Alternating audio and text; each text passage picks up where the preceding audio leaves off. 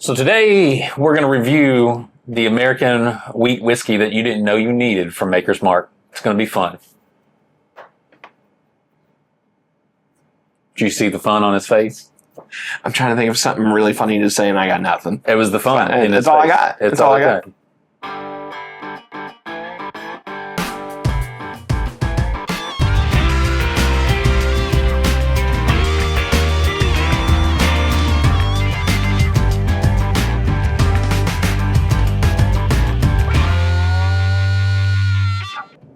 Welcome back to another edition of Bourbon Kingdom. I'm David. And I'm Zach. And today we are going to review Maker's Mark newest release, which I feel like our last review was Maker's Mark newest release, which was the Keeper's release. This is the Star Hill Farm American Wheat Whiskey.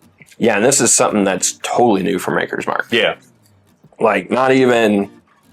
Like, honestly, they're kind of like a distillery that's like, they're always just going to kind of do like the same thing, put a different spin on it. But this is truly new for them. Yeah. So, anyways, so yeah, this is the Star Hill Farm release. Is that what they're officially calling it? It is called Star Hill Farm American Wheat Whiskey. I wonder how Heaven Hill feels about that. Just now kind of thinking that. Yeah, I don't think they even care. They do. No, I'm saying they don't care. Oh, that is true. Yeah. Well, you know, this is behind the scenes stuff we can't talk about here. Maybe we'll talk about it at a different point in time. Yeah, fair point. For sure. Anyways, this is the Star Hill Farm release. This is 119 proof. No, 114.7. Oh, 114.7. Yeah. I'm sorry.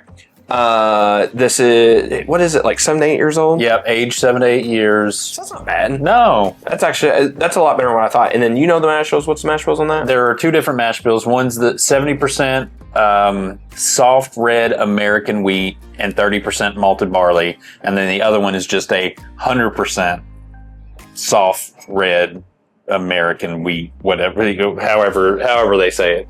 Soft red wheat. I wonder why it only says the 51% soft red wheat, winter wheat here on the label then. I don't know. That's what I put down is straight from the website. From the website. No, I get it. I get it. By the way, talking about Maker's Mark, I love this glass. The bottle is super cool. The cork is not super heavy, but it's nice. It's like it's almost like a I don't know if it's like you wouldn't call it like a granite or whatever. It is something like that to me. The texture of it. Yeah, it seems like that. So they did it right. The MSRP is $100. You know what again, $20 more than the Keepers, right? Yes, I think so. $10 more because it was like 89. I think. That's 89. Yeah. Everywhere I've went to look for it, it's been $89. But I don't know what it was from there. I did get this from the distillery. They were allowing us to get 2 at the time, and so I'm assuming that there is what Zach would like to say, a metric ton of this. I'm gonna guess that there's a lot of this if they're allowing you to get 2 at the distillery at a time, and I do know it is going to be in stores. Now, if it's in your store, in your area, I don't know. They released it at the distillery first, and then they are, I've talked to the 2 stores that I visit, and both of them said it's in our system. So if it's in our system, that means they're going to get it. My guess is it's going to be pretty wide release. Yeah. I don't know. I don't know anything. We don't have any information on that. But if I had to guess, I would guess that. Yeah. So. And by the way, the whole thing about this bottle and the Star Hill Farms and whatnot, this is all to show like what local grains and local production and all that stuff, to highlight all of that. Yeah, they talk about regenerative farming and all that stuff, and they care about that, so it's important to them. So that's part of the allure of it. They said they want to be at 100%. They're at like 85 or 86% regenerative farming now. They want to be at 100% by the end of 2025. So not too far down the road. They want that. If you know what regenerative farming is, great. Put in the comments below. Yeah, I mean, I'm assuming in it's theory, self-sustaining. yeah, in theory, I know what that means, but I'm not a farmer, nor have I ever been a farmer. Look at those hands. Yeah, Look at those hands. I got soft hands. Yeah, always have, and you don't use lotion. no, I don't. And so you know, it's cool. I'll again, these big distilleries, and when we're going to go off on it, I'm going to walk down a road here that I didn't even know I really wanted to walk down. But these big distilleries, they could not be innovative anymore in their entire being, and they would still make money and make good whiskey. Yeah. I do appreciate that a place like Maker's Mark, places like Heaven Hill, Buffalo Trace, all these big boys still in some ways like to push the envelope and try to figure out how to make the best whiskey, bourbon, whatever you want to say, just to try new things, because you never know what's going to hit. And I appreciate that. And in some ways, they know people are going to buy it if it's something new too, which maybe isn't that much of a risk for them.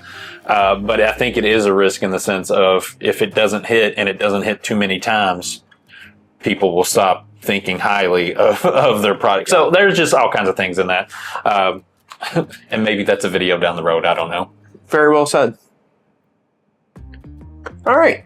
To the whiskey. To the whiskey. To the whiskey to the itself. walls.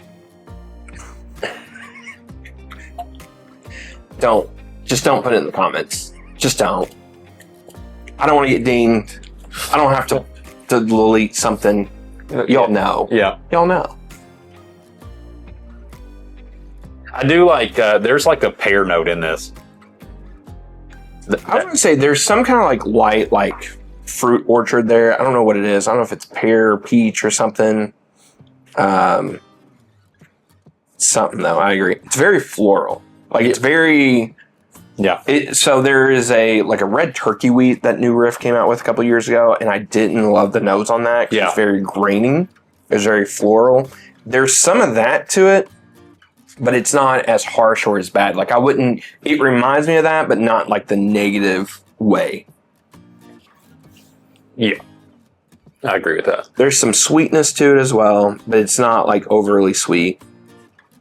Now, I've had this. I've let some people try it too, but I haven't had it since I've like fresh cracked it. So I'll be interested to see maybe how it changes a little bit. So we tried this actually before we did our barrel pick at Old Louisville. Yeah, and I felt like the nose, and because this was actually what we started out with, and this is the first pour I've had all day, and I felt like the nose was a little bit more impactful, a little bit more strength behind it in a way. Like, it's hard to describe it, but like I feel like it's just a lot more light and delicate right now. it is than what it was on fresh crack. I totally agree with that. I think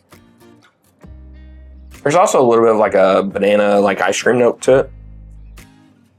Yeah.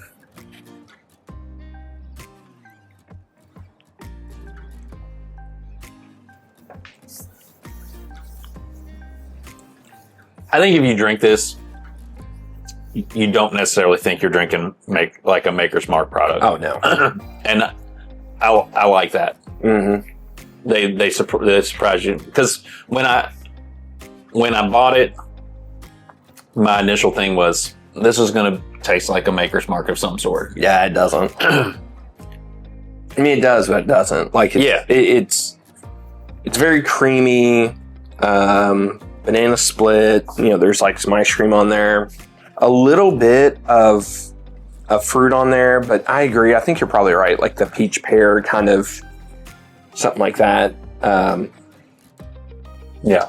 The graininess of the nose isn't there either. Like it's so much easier to drink on the palate than what I kind of would have thought on the nose in comparison. The finish is fine. There's a little bit of oak. But there's not a ton on the finish. I wish the finish just had a little bit more.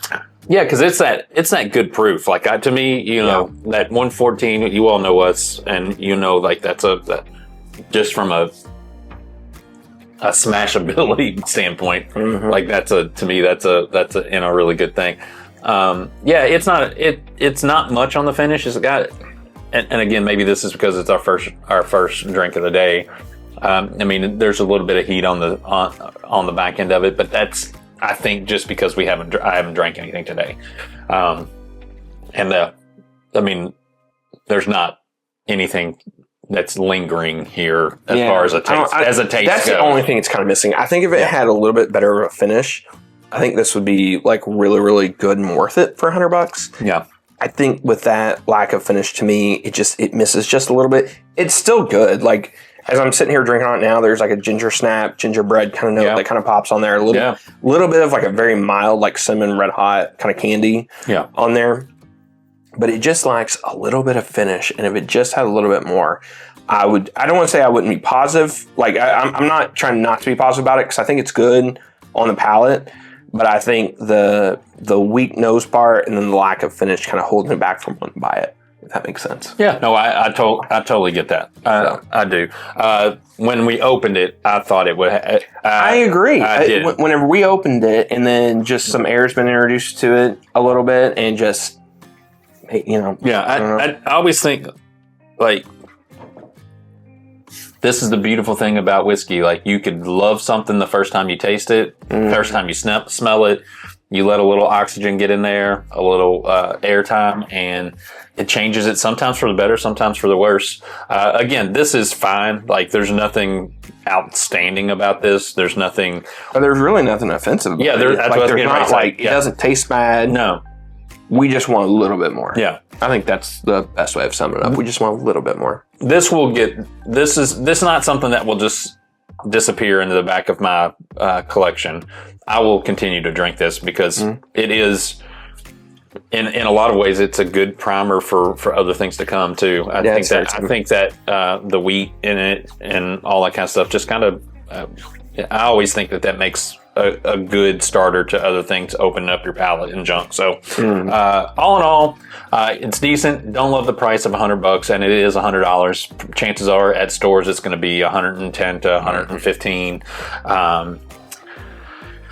And so you do with that what you want. If you're a Maker's Mark fan, I think it's a buy if you're a Maker's Mark fan. You will. I think just to have it as it's a new label out of their stable, and so you're gonna want to get it. And I think you'll enjoy it. It's not.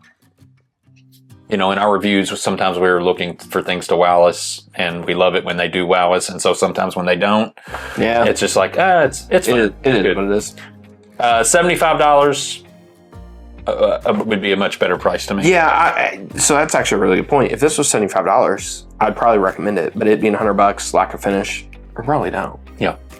So, I'm actually hoping it opens up a little bit more too. So that's true. Maybe it does. Yeah. Tell us what you think. Tell us if you've had it. I don't think it's in areas yet, but I could be wrong. Should be coming. It should be coming soon. Like I said, I talked to the couple stores that I go to, and they both said it was in their system. So that means it's not too far off from being in their stores. So get it, enjoy it. It'll be. I think it'll be fun. Until the next time, we'll see you. We'll see you.